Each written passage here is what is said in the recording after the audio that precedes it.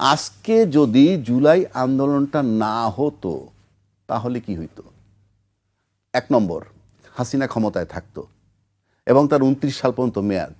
দুই, চেয়ারম্যান সাহেব ফেরত আসতেন না। কোন চেয়ারম্যান সাহেব? বিএনপির চেয়ারম্যান সাহেব, ভারপ্রাপ্ত চেয়ারম্যান। জি, আসতেন না। তিন, বেগম খালেদা জিয়ার জানাজা কোথায় হইতো, দাফন কোথায় হইতো, এটা আমরা যেহেতু শেখ হাসিনাকে খুব ভালোভাবে চিনি, সেক্ষেত্রে আমরা অনুমান করতে পারি কি হইতে পারত। এবং সেক্ষেত্রে ভাইটাল রোল, যাকে তাড়ানোর জন্য ১৫ বছর নাকি সবাই আন্দোলন করেছে, সেই ১৫ বছর আন্দোলন করেছে, একটা সময়ের ব্যবধানে আমরা দেখছি দায়িত্বশীল বড় দল বলছে এই আন্দোলনের সাথে তারা নাই।